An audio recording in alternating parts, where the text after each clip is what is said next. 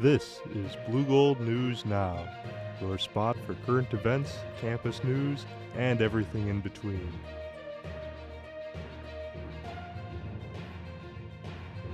Now, live from Tower's basement, it's BNN with our hosts Alex Rubio and Marissa Day. Good evening, I'm Alex Rubio. And I'm Marissa Day. Coming up tonight, new trail signs are implemented in the Eau Claire area. But first, the Fireball returns this weekend. A popular annual drag extravaganza returns this weekend for its 11th year at UW Eau Claire. The Fireball will be held in the Davies Center this Friday, February 23rd and Saturday, February 24th for a two-night experience full of drag performances, themed mocktails and cocktails, and community, all to support LGBTQ+ students at UWEC. This year's theme, simply titled Rage, comes in the wake of a year full of anti-LGBTQ legislation and seeks to give students and community members alike a space to balance their anxiety, fear, and frustration with rage, compassion, love, and celebration. The Fireball encourages guests to come as you are, come as you want to be. All proceeds from the event benefit a variety of causes, including the Gender and Sexuality Resource Center, Civil Rights Pilgrimage, Q-Fest, and Campus Harvest Food Pantry, to name a few. To purchase tickets, head to uwec.universitytickets.com. On Monday, the City of Eau Claire held an open house with the community to discuss possible ways to decrease emissions and work towards the city's climate action plan. The climate action plan states that the city's goal is to decrease emissions by 30% by the year of 2030. The open house was designed for complete transparency, showing the community their year of work and the research that has gone into this concern. Other than the decrease in emissions, Eau Claire also focused on increasing the amount of energy relying on renewable resources to 50%, decreasing the amount of organic matter in landfills, and increasing usage of electric vehicles on the roads. These goals are but a few of the topics that were discussed at the open house on Monday, all created in hopes of making a cleaner and better Eau Claire. Coming up after this break, unpredictable weather patterns have caused a shift for recreation. And your updates for weekly sports. Stay tuned.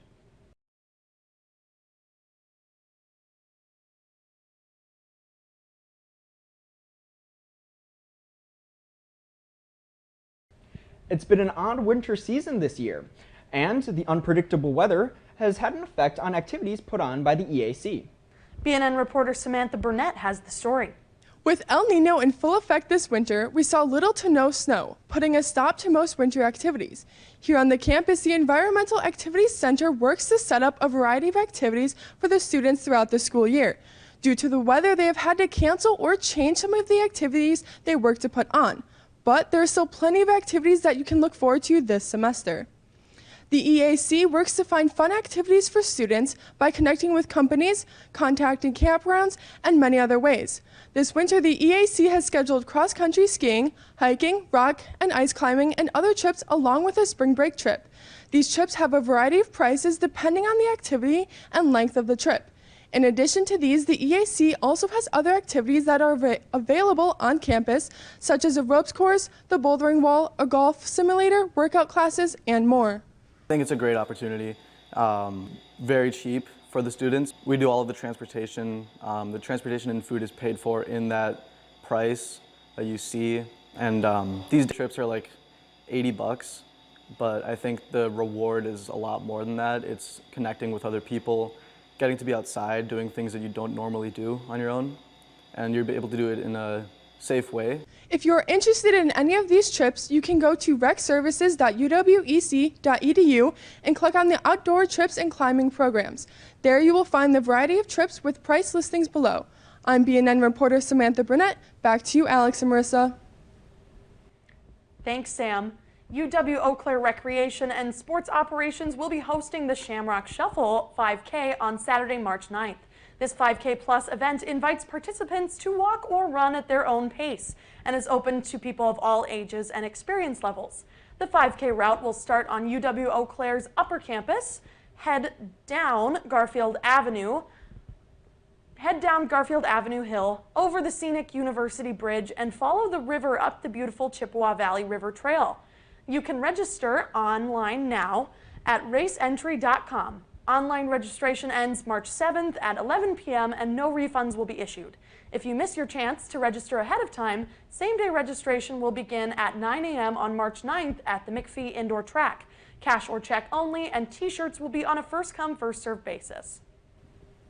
With warmer weather on the horizon and the snows of winter hopefully behind us, many Eau Claire residents might be looking forward to getting back outside.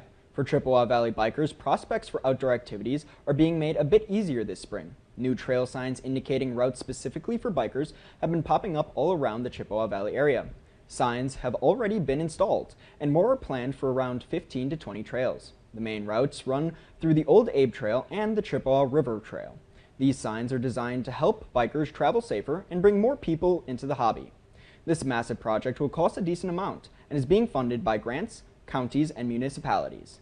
If you're looking to keep busy this spring and enjoy some of that much-needed sunshine, keep on the lookout for some new routes for biking.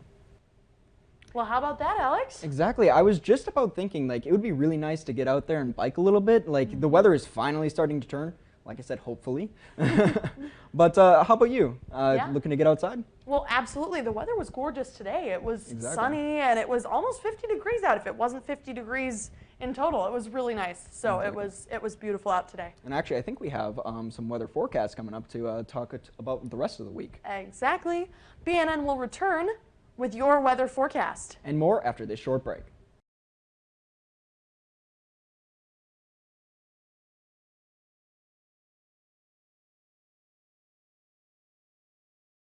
Thank you, Alex and Marissa. Good evening. My name is Ellie Albrecht, and I will be your weather girl for the next few months. The weather this year has been warmer than expected, and this week will somewhat reflect that. Today's temperature in Eau Claire stayed right around 50 degrees and will stay around the 50s and 40s pretty much all week. Looking at a zoomed-out version of today's forecast, around the upper Midwest, Bloomington and Minneapolis in Minnesota both stay in the 40s at 43 and 42 all day, with Red Wing and Lake City sitting at a high of 48. Menominee, Chippewa Falls, and Eau Claire are at an even 50 today. And looking forward to the next 7 days, we'll be getting a little bit more snow coming up next Wednesday, but the rest of the week will stay a little cloudy with some sunshine coming through. As for the temperatures, it seems to stay in the 50s all week, and tomorrow will be a little colder, sitting at a high of 33, and next Wednesday at 34, with the low temperatures being 37 degrees all the way down to a low of 16 tomorrow. Enjoy this somewhat nice weather because winter has nothing on us. Thank you so much for joining me for weather this evening. I'm Ellie Albrecht. Back to you, Alex and Marissa. Thanks, Ellie. Sports updates have found a home here on BNN, but this semester there's a twist. That's right, Marissa. Sports will now be featured in their own segment of our show. So stay tuned for your sports updates on our brand new segment, BNN Blitz.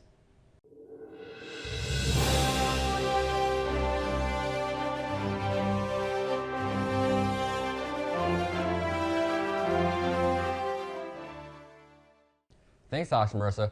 Welcome to BNN Blitz, everybody. I'm David Abel. And I'm Eli Bennis. Here on BNN Blitz, David and I will take you right into the action and bring you a weekly recap of Blue Gold sports. The UW Eau Claire men's basketball team defeated UW La Crosse February 17th, 80-73, in what would be the last athletic event in Zorn Arena.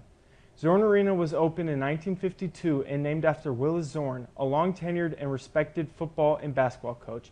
At UW Eau Claire, Zorn was known for its concerts and appearances by historic figures such as Martin Luther King Jr., Coretta Scott King, Hank Aaron, and Maya Angelou, who is pictured on the side of the building. Zorn Arena was home to the 2001 WIAC men's basketball tournament where UW Eau Claire defeated UW Oshkosh 76-63. This fall was also the last time students will be graduating in the Zorn Arena, as they will be graduating in the Sonotech Center in the future. Athletic events including men's and women's basketball will be played in the new Sonotech Center. The Sonotech Center is 104,900 square feet and has a total capacity of 5,000 people. What is true is that the Zorn Center holds many memories and firsts for athletes, students, and more. The history and memories that come from Zorn will not be forgotten. Sid McGuinn has been named the recipient of the 2024 Wisconsin Intercollegiate Athletic Conference Judy Crickman Women's Swim and Dive Scholarship Athlete Award. Not only is McGuinn an exceptional student, maintaining a 3.74 grade point average and multiple placements on the Dean's List, but she's a four-time individual WIAC champion, winning the 50-yard freestyle and 200-yard backstroke this season. the 100-yard backstroke in 2023, and 100-yard freestyle in 2022. The WIAC Scholar Athlete Award is named after Judy Krukman, who served as assistant commissioner for the WIAC from 1996 to 1998, and as one of the original representatives of the Women's Wisconsin Intercollegiate Athletic Conference when it formed in 1971. To be nominated for the award, the student athlete must have a minimum of 3.50 grade point average. The nominee must also be in her final year of competition, graduating this academic year, and have been in the sport for at least 2 years. Congratulations to Sydney on this incredible accomplishment. The regular season has come to an end for both the Blue Gold's men and women's hockey team, with both teams claiming the number 2 seed in their respective WIAC tournament. The men's team wrapped up their season defeating UW Stout 3-1 on February 10th. Their final regular season record finished at 16-7-2 and are receiving votes in the USCHO Division III poll. The men will take the ice at Hobbs Ice Arena on Friday and Saturday against UW Stout in the semifinals of the WIAC tournament. The women dropped their last game of the regular season on Saturday 4-1 to UW River Falls, who ended their season undefeated. The Blue Golds finished the season 19-6 overall and are ranked 6th in the nation in Division III hockey. The Blue Golds will also take the ice this weekend for a weekend series with UW Superior as the number 2 seed on Friday and Saturday at 2 p.m. The Blue Gold wrestling team took home the WIAC championship title for the first time in the program's history. In prior seasons, Blue Gold Wrestling has never taken greater than second place at the championship meet. Sophomore Izzy Belsinger became the first 125-pound WIAC champion for the Blue Gold since 2003. Junior Jared Stricker also broke a record for the Blue Gold wrestling team. Stricker brought home a WIAC title his first 3 semesters at UW Eau Claire, the second wrestler in Eau Claire's history to have won 3 championships. That's all for the World Blue Gold Sports. I'm David Abel. And I'm Eli Bennis. Back to you, Alex and Marissa. Thanks, David and Eli. Coming up next, Epilogue is back. Stick around, everyone. We'll be right back after this break.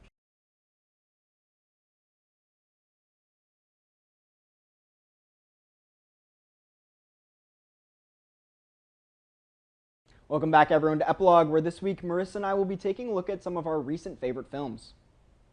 First up, we're going to be talking about my recent favorite, The Lord of the Rings, The Fellowship of the Ring.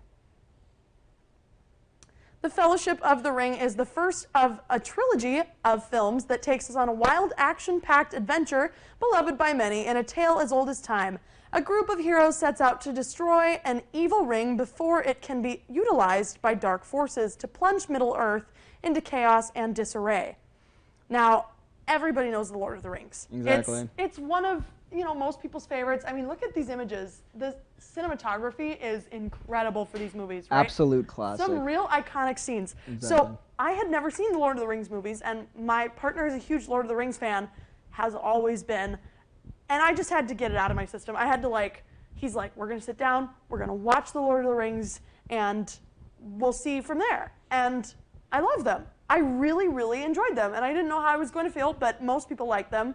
So I love the dynamic of, I love how all the hobbits are just such sweet people. Exactly, yeah. It's so fun. Pip and Merry are the cutest ever. They're so silly. And I just love, you have that contrast between the silly, fun-loving hobbits, that live out in the Shire and go about their day-to-day, and then these sinister dark forces that slowly infiltrate their lives. Exactly. But the bravery throughout the series, and specifically in this movie, we get introduced to Boromir and Aragorn, and you meet Legolas, and that all of scene these, where they all promise their weapons, that's a Right? classic scene right there. Being able to go for Frodo and just putting everything on the line for him. They meet this little hobbit, and hobbits don't have, this sort of prowess or reputation. The strength, the dexterity that elves Right. have, or that orcs elves or anything or like that. people or anything like that, right? So But they are known for one thing, which is their innocent soul, which is why Frodo is able to carry the ring. Right, but the fact that all of these very strong beings are willing to put everything on the line and follow Frodo and do whatever they need to do to get him to his ultimate goal, which is the destruction of the ring, is amazing. And Of course, we can't forget about talking about Sam, the best hobbit of all of them. Sam, the best hobbit. Literally carrying Frodo up the mountain. But that's a spoiler for later. Point. But yeah, at some point. Right. But yeah, just an amazing trilogy, honestly. These films are absolute classics, in my opinion, and such like, I don't know, just like cinematography, everything that they put into it was just so wonderful. It's a really great representation of the fantasy genre as a whole too, Exactly. because it's such a great fantasy adventure film. Exactly. I could geek out about Lord of the Rings all day, but I think we have to talk about your pick. We do have to talk about mine. Up next is my favorite recent film, The Ballad of Buster Scruggs. The Ballad of Buster Scruggs is a gritty comedy tragedy that pulls the viewer into 6 short tales ranging from a comedic duel between 2 infamous singing gunslingers to a tragic tale of greed and murder at a gold mine. The film is a gritty commentary on the viciousness of the West and a reminder that the West wasn't all green hills, gunslingers, and gin, but a hard-fought battle to survive in a brutal and unforgiving land. So this one actually came out in 2018, but I recently saw that it was on Netflix, and I was like, I kept seeing like clips of it on YouTube, and I was like, I just have to check it out because it seemed interesting, and it was a whole lot more than I honestly expected. We have like 6 different tales, so it's very interesting. It's fresh, honestly, in my opinion, because I haven't seen many movies where they split it up into different sections, and I know there are definitely examples of it, but this one splits it up into 6 tales. We start with Buster Scruggs, a singing gunslinger who's like infamous in his trade, like he's the best of the best, and it ends on just this like this amazing just like quiet moment where it's between like 2 of these infamous gunslingers, and they duke it out at the end there. We've got another one where we've got a family that's moving to Oregon. Another one with a gold panner who, that one is just such a tragedy.